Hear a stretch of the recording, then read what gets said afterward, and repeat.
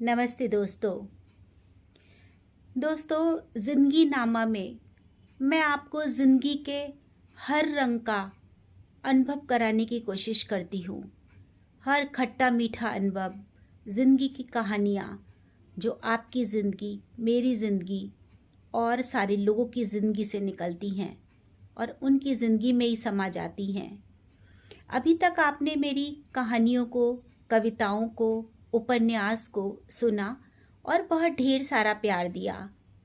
उम्मीद करती हूँ कि आप ऐसे ही आगे ढेर सारा प्यार मुझे देते रहेंगे। आपके अनुभव साझा करूँगी, मैं अपने अनुभव साझा करूँगी, उन लोगों से मिलवाऊँगी जिन्होंने कुछ पाया है ज़िंदगी में, कुछ खोया है ज़िंदगी में। भावनाओं से भरपूर, संवेदनाओं से भरपूर हम बातें करेंगे।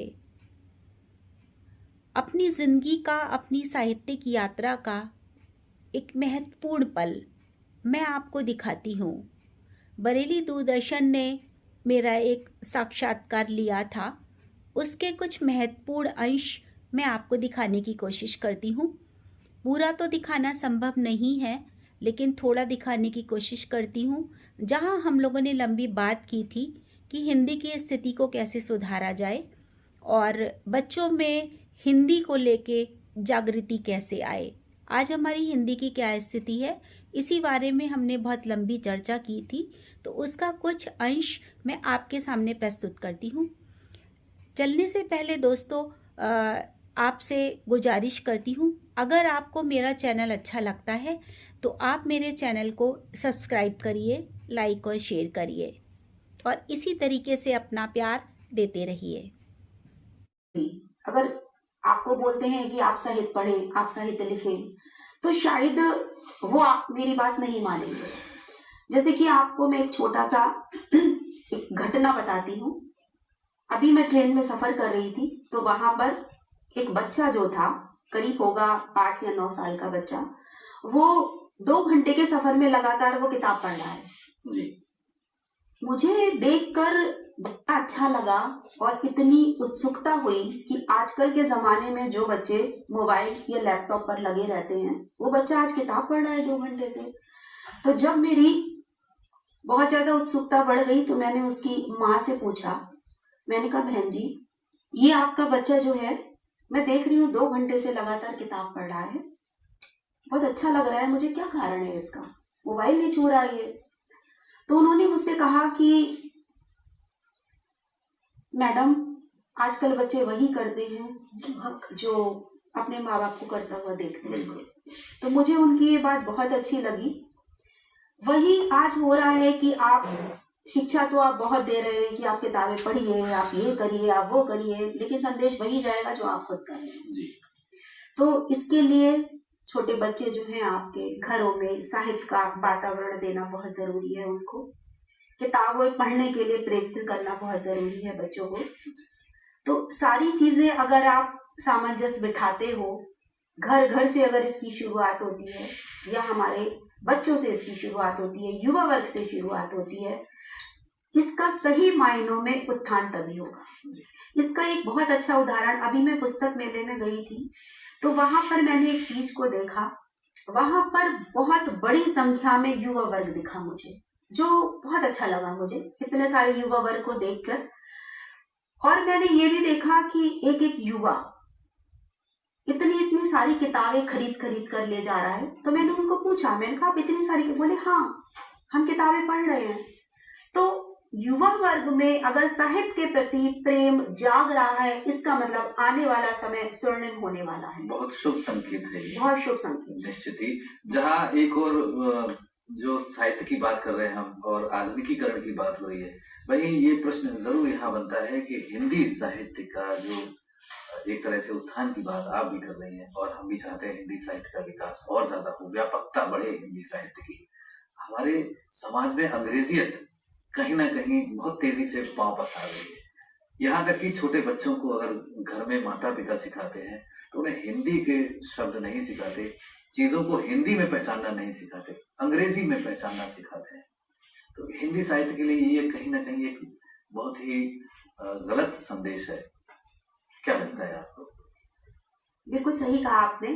अभी देखिए, मैंने कुछ बाल कथाएं लिखी हैं और उन बाल कथाओं को बिल्कुल मैंने हिंदी में लिखा था। तो अभी एक प्रकाशक के पास मैंने भेजा था, तो उन्होंने मुझे ये कहकर वापस कर दिया कि आप इन कथाओं में कुछ इंग्लिश के वर्ड डालिए जी। क्योंकि सीबीएसई बोर्ड और आईएससी बोर्ड में पढ़ रहे हैं तो वो हिंदी के शब्दों को नहीं पढ़ पाएंगे। अब देखिए, यहाँ पे एक लेखक की मजबूरी हो जाती है हिंदी के शब्दों को डालना। दूसरी चीज, आधुनिकता। आधुनिकता के सही मायने मुझे नहीं लगता आज सबको पता है। आधुनिकता के मायने इंग्लिश, अंग्रेजी माध्यम में बच्चों को पढ़ाना ही आधुनिकता के मायने मुझे लगता है नहीं है। किसी भी भाषा का ज्ञान होना बहुत जरूरी है, चाहे वो अंग्रेजी हो गई, चाहे चीनी भाषा हो गई, जो देश के, जो संसार के बहुत सारे देशों में बोली जाती है।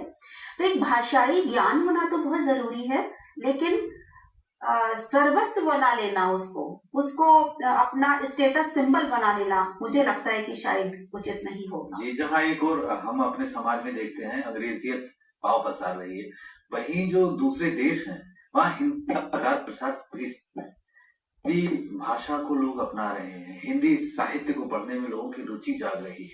तो क्या कहना चाहेंगे आप हमारे समाज के लोगों से, विशेष तौर से हिंदी भाषी समाज से, जो बच्चों को स्कूलों में पढ़ाने की बात है, चाहे वो घर में बच्चों को सिखाने की बात हो, अंग्रेजी है, कहीं ना कहीं क्या कर पाएंगे उससे या नहीं? आपने बहुत अच्छी बात कही है कि हिंदी के प्रति जागरूकता आना बहुत जरूरी है। देखिए, आज हमें बहुत गर्व की अनुभूति होती है कि आज विश्व के 34 देश और इस विश्वविद्यालय में हिंदी पढ़। जी जी। तो ये देखिए बहुत बात है। हिंदी के प्रति जागरूकता तो प्रदेशों में भी आ रही है, भारत में भी आएगी जागरूकता। लेकिन जो एक चीज होती है, अंग्रेजों के आने के बाद जो अंग्रेजी का यहाँ पे बोलबाला हो गया था, इसको जाने में थोड़ा समय तो लगेगा। अब देखिए, सरकारी ऑफिसों में, दफ्तरों में अब हिंदी का बहुत जोर हो गया है, हिंदी को आगे बढ़ाया जा रहा है, तो ये बहुत अच्छे संकेत हैं। अभी तो आप समझ लीजिए चाय का पानी खौलना शुरू हुआ है, बहुत जल्दी चाय बन के तैयार हो जाएगी, बहुत अच्छा समय आ रहा है। लेकिन इसकी पहल जो है घर से होनी चाहिए। हर अभिभावक को इसके बारे में जरूर सोचना चाहिए और जरूर बदलाव होगा इसका। मुझे लगता है ऐसा कि हिंदी जो है, हम लोग जो हिंदी भाषी लोग हैं, तो घर में हम बोलते हैं हिंदी भाषा, भले देश में रह रहे हैं, आप जो हिंदी भाषी बाहर है, बाहर रह रहे हैं, इंग्लैंड है, अमेरिका, कोई भी जगह पे रह रहे हैं, लेकिन वो घर में हिंदी भाषा ही बोलते हैं, हिंदी भाषा में अपने बच्चों से बात करते हैं और बच्चे भी हिंदी में बात करते हैं। भले तो बाहर जाके इंग्लिश मीडियम में पढ़ रहे हैं या इंग्लिश में बात करते हैं, लेकिन हमारे देश में होता है, हमारे देश में कि घर में बच्चों को हिंदी बोलते लेकिन सिखाते नहीं। एक तो हमारी रिस्पॉन्सिबिलिटी बनती है, हमारे घर वालों की, परिवार वालों की, माता पिता की, कि हम अपने बच्चों को हिंदी में ही बात करना सिखाएं, हिंदी में बात करें। भले ही वो इंग्लिश मीडियम में पढ़ने जाए, इंग्लिश मीडियम में पढ़े, इंग्लिश में बात करें अपने दोस्तों से। और ये जरूरी भी है, मेरे हिसाब से ये जरूरी भी है कि बच्चों को इंग्लिश आए है। केवल एक भाषा का ज्ञान ही काफी नहीं है आज के दौर में। छाया जी ने यही कहा कि हमें दूसरी भाषाओं के विषय में जानकारी जरूर होनी चाहिए, लेकिन जो साहित्य की बात है जहाँ तक, दरअसल चाहिए है हिंदी साहित्य में जितनी गूढ़ता है, जितना अध्यात्म है, जितनी आधुनिकता है, वो किसी दूसरी भाषा के साहित्य में नहीं दिखाई देती। इन सब के बीच एक छोटी बात है, बहुत छोटी बात है, उसे जरूर मैं यहाँ कहूंगा। हम भले ही आज हिंदी की चर्चा कर रहे हैं, हिंदी साहित्य की चर्चा कर रहे हैं, हिंदी साहित्य की स्थिति के बारे में बात कर रहे हैं, लेकिन बहुत छोटा सा काम है, हस्ताक्षर प्रत्येक व्यक्ति करता है, और हस्ताक्षर प्रत्येक व्यक्ति अंग्रेजी में ही करना पसंद करता है, जबकि हिंदी में किया हुआ हस्ताक्षर कहीं ज्यादा सुंदर, कहीं ज्यादा रुचिपूर्ण प्रतीत होता है।